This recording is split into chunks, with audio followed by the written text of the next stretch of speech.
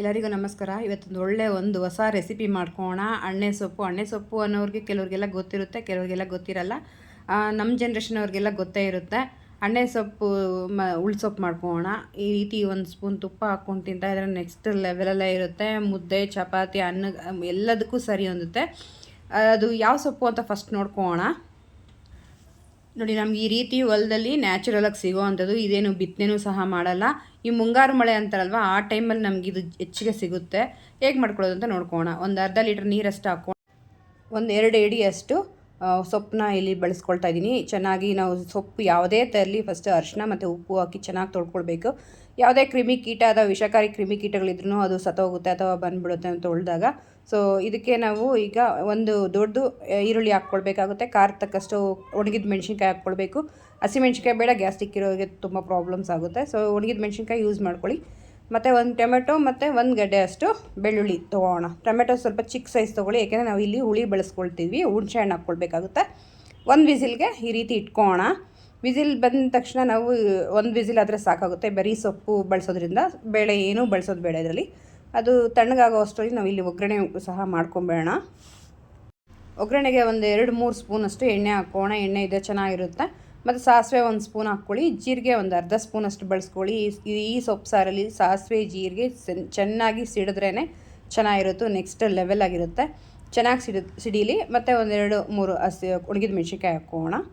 So ಇದು ಸ್ವಲ್ಪ fry ಆಗಲಿ. ಈ ಫ್ರೈ ಆಗಿರೋದು ಎಣ್ಣೆಯಲ್ಲಿ ಫ್ರೈ ಆಗಿರೋ ಸೊಪ್ಪು ಸಾರಲ್ಲಿ ತಿಂತಾಯಿದ್ರೆ ನೆಕ್ಸ್ಟ್ ಲೆವೆಲ್ ಅಂತ ಹೇಳ್ಬೋದು. ಅಷ್ಟು ಚೆನ್ನಾಗಿರುತ್ತೆ. ಮಿಸ್ ಮಾಡಿದೆ. ಇದೇ ರೀತಿ ಬೆಳಗ್ಗೆ ಮೆಣಸಿನ್ಕಾಯಿ ಇದ್ದರೆ ಹಾಕ್ಕೊಳ್ಳಿ.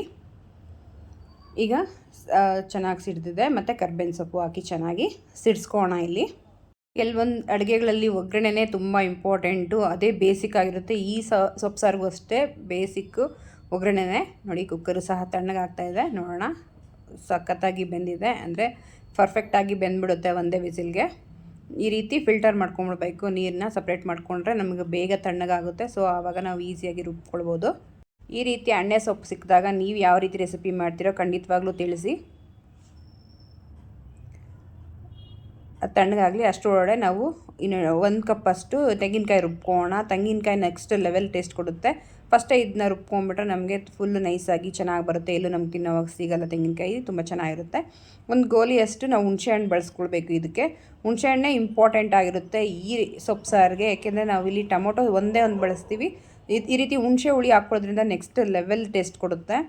ಸೊ ಈ ರೀತಿ ಹುಣಸೆಹಣ್ಣು ಹಾಕ್ಕೊಳ್ಳಿ. ಮತ್ತು 90% ಅಷ್ಟು ನಾವು ರುಬ್ಕೊಳ್ಬೇಕಾಗುತ್ತೆ. ಇಲ್ಲಿ ನೋಡಿ, ಪರ್ಫೆಕ್ಟಾಗಿ ರುಬ್ಕೊಂಡಿದ್ದೀವಿ. ಈಗ ಒಂದು ಪಾತ್ರೆಗೆ ಹಾಕ್ಕೊಂಡು ಇದನ್ನ ಸ್ವಲ್ಪ ಕಾಯಿಸ್ಕೊಂಡ್ರೆ ಆಯಿತು. ಅಷ್ಟು ಚೆನ್ನಾಗಿರುತ್ತೆ ಸೊಪ್ಪು ಸಾರು. ನಮಗೆ ಈ ಸೊಪ್ಪು ನ್ಯಾಚುರಲಾಗಿ ಸಿಗೋದ್ರಿಂದ ನಮಗೆ ಬೆನಿಫಿಟ್ಗಳು ತುಂಬಾ ಜಾಸ್ತಿ ಇರುತ್ತೆ. ಈ ಸೊಪ್ಪು ಸಿಕ್ಕಿದ್ರೆ ಮಾತ್ರ ಎಲ್ಲೂ ಬಿಡಬೇಡಿ, ತೊಗೊಂಡು ಬಂದು ಮಾಡ್ಕೊಳ್ಳಿ. ಇದೇ ರೀತಿ ಮಾಡ್ಕೊಳ್ಳಿ. ನೆಕ್ಸ್ಟ್ ಲೆವೆಲ್ ಟೇಸ್ಟ್ ಕೊಡುತ್ತೆ, ಚೆನ್ನಾಗಿರುತ್ತೆ. ಪಲ್ಯ ಮಾಡ್ಕೊಂಡು ತಿನ್ನೋದಕ್ಕಿಂತ ಈ ರೀತಿ ರುಬ್ಬಿ ಮಾಡ್ಕೊಂಡು ತಿನ್ನೋದ್ರಿಂದ ತುಂಬ ಟೇಸ್ಟು ಮತ್ತು ರುಚಿ ಜಾಸ್ತಿ ಕೊಡುತ್ತೆ. ಈ ರೀತಿ ರುಬ್ಬಿರೋ ಮಿಶ್ರಣನ ಒಂದು ಪಾತ್ರೆಗೆ ಹಾಕ್ಕೊಂಡು ರುಚಿಗೆ ತಕ್ಕಷ್ಟು ಉಪ್ಪು ಹಾಕೋಣ.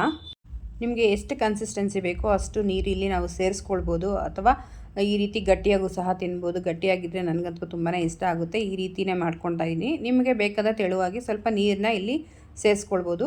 ಒಗ್ಗರಣೆ ಹಾಕ್ಕೊಂಡಿದ್ದೀವಲ್ವ, ಅದನ್ನು ಸಹ ಸೇರಿಸ್ಕೊಂಡು ಒಂದು ಕುದಿ ಇಟ್ಕೊಂಡ್ರೆ ಪರ್ಫೆಕ್ಟಾಗಿ ಆಗಿದೆ ಅಂತ ಅರ್ಥ. ಈ ಸೊಪ್ಪನ್ನ ಇಲ್ಲಿವರೆಗೂ ನೀವು ಯಾರಾದರೂ ತಿಂದಿದ್ರೆ, ಇದೇ ರೀತಿ ಮಾಡ್ಕೊಂಡಿದ್ರೆ ಪ್ಲೀಸ್ ಕಮೆಂಟ್ ಮಾಡಿ. ನಮಗೂ ಗೊತ್ತಾಗುತ್ತೆ ನಿಮ್ಮ ಸೈಡ್ ಯಾವ ರೀತಿ ಮಾಡ್ಕೊಳ್ತಾರೆ ಅಂತ.